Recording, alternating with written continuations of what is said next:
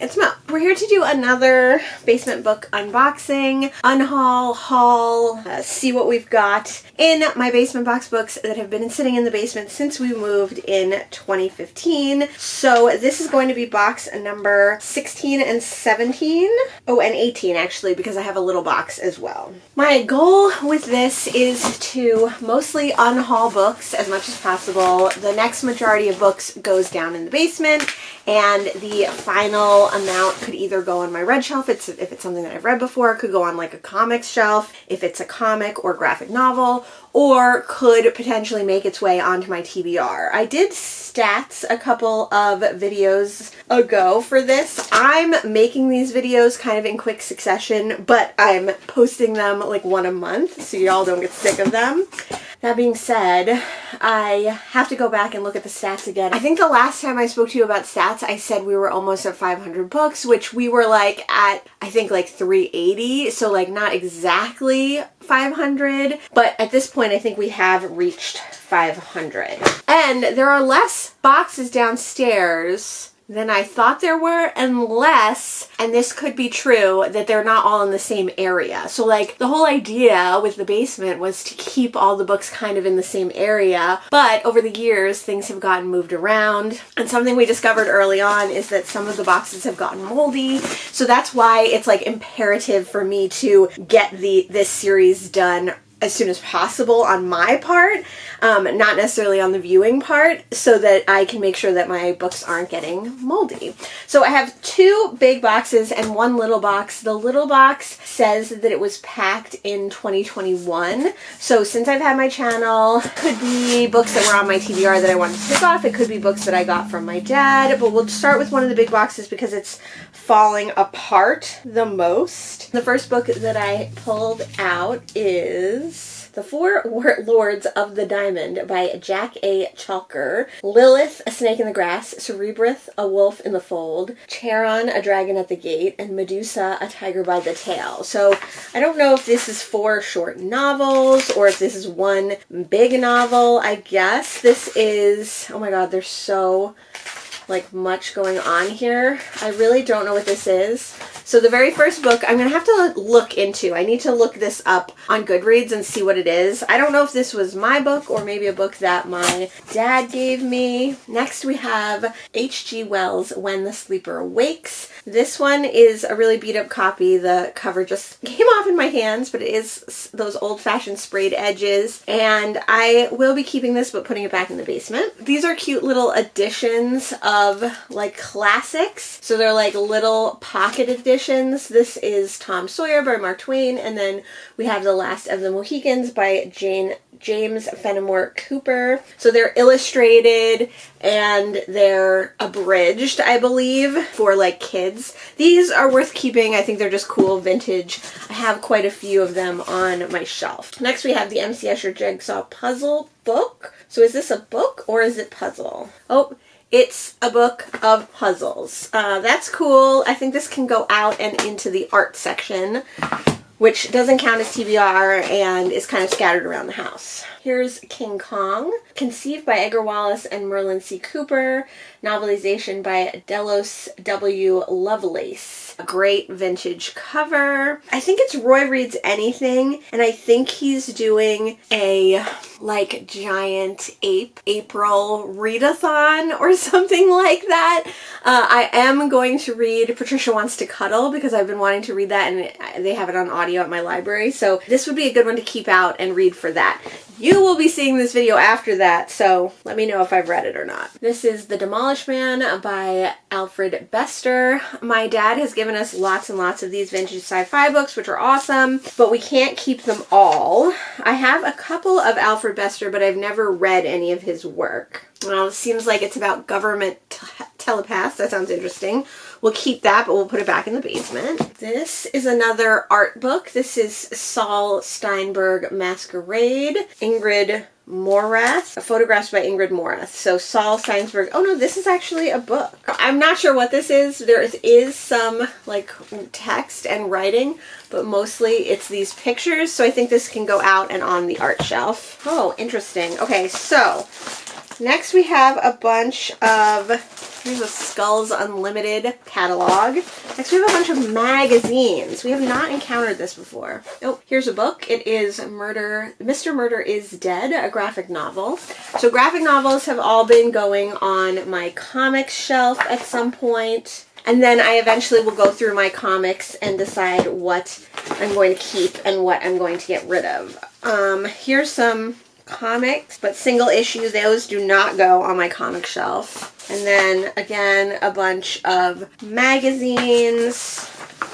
This is something we haven't encountered yet in these boxes, which is interesting. I think they can all go to one side. Are these mostly comics? More comics. The Shadow by Maxwell Grant. This is book with pictures. I'm going to put that in the Unhaul pile. Batman, The Gates of Gotham, graphic novel. Put that on the graphic novel shelf.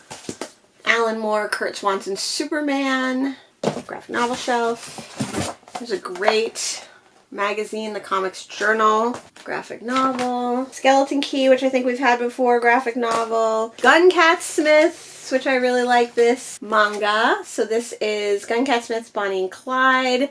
That's a good one. I think that's Sapphic if I recall correctly. And here's another manga graphic novel. Here's a huge book, like an art book. We'll put that in the graphic novel section. Graphic novel. Ooh, Warlord of Mars, so an adaptation of a Princess of Mars book by Edgar Rice Burroughs. It's pretty ugly, but we will put it on the graphic novel section. And at the very bottom, we have a schedule, immemorial card, and the Museum of Osteology, America's only skeleton museum, Oklahoma City. Never been there. Don't know why I have that, but pretty cool. And that's the end of this box, and this box is going out. It looks bad. In box number 16, we had 18 books and a bunch of magazines. 4 are going back in the basement. 2 are going on art reference shelves. 1 is getting unhauled. 1 is a question mark that I have to look into. 1 is going on the TBR, and the rest are comics. So that was a small box, considering it was a big box. All right, next we have this box that says Good Books packed 10/7/21. Zen in the Martial Arts by Joe Hames. I think most of these are probably just going to end up going back there because if I packed them 2-3 years ago, they're probably still good to get packed. So we'll put that one back in the basement. We have The Making of Modern China, a short history by Owen and Eleanor Lattimore.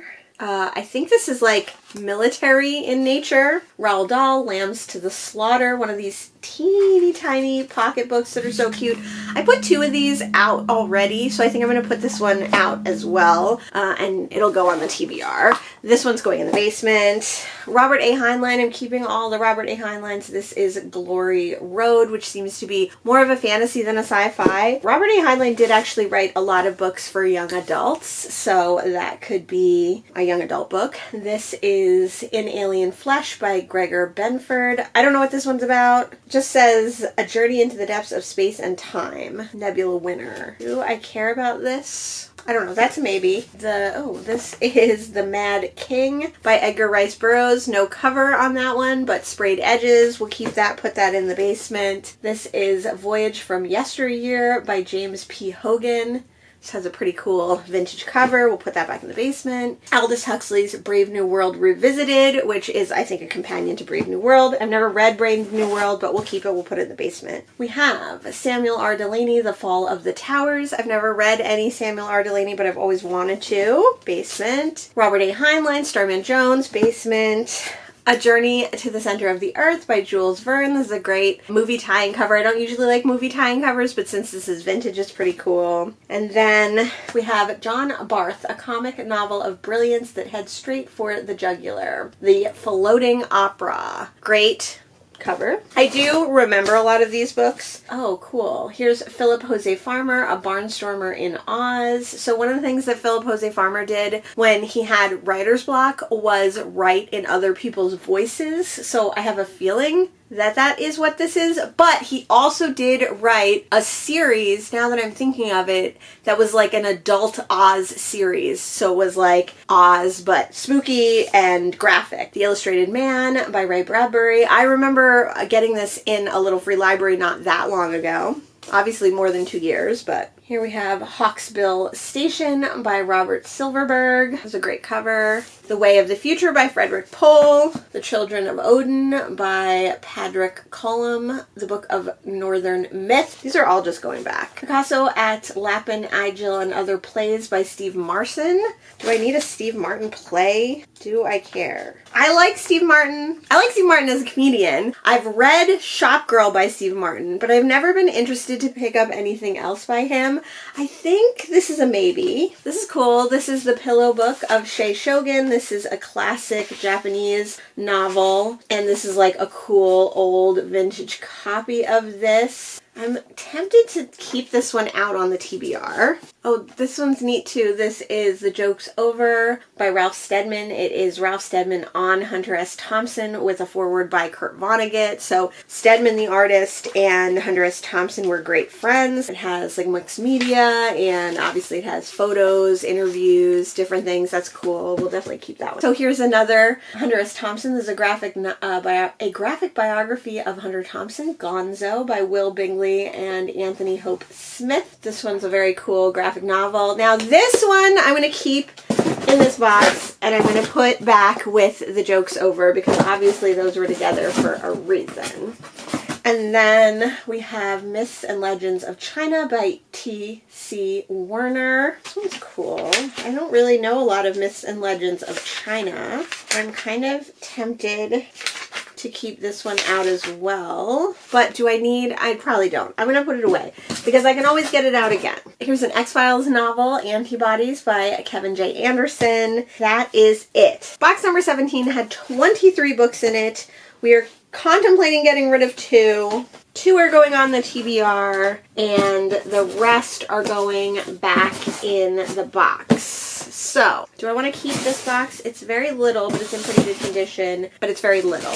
I'll decide later. Hold on. The last box that we have to do today actually says Good Books Packed 9/19. So, also not that long ago, but pre the channel. So, I definitely don't remember / have a list of what these books are. Some of the books that I've gotten since having the channel I might have on lists already, but I have been making a list of all the books that I've taken out of the basement that I'm keeping. So I have a spreadsheet that has all the books that I'm keeping, the majority of which are going back in the basement, but that way I can find them more easily, and then what goes on my TBR, what might possibly go on my red shelf. But I have not been keeping track of the books that we've unhauled. We've unhauled, I think, over 100 books at this point, which is exciting, and we've just been taking them out of the house and unhauling them. This is an interesting little, like, super soft paperback pocket copy of The Merry Adventures of Robin Hood, Great Renown in Nottingham, Volume 1. That is super cute. We'll keep that, put that back in the basement.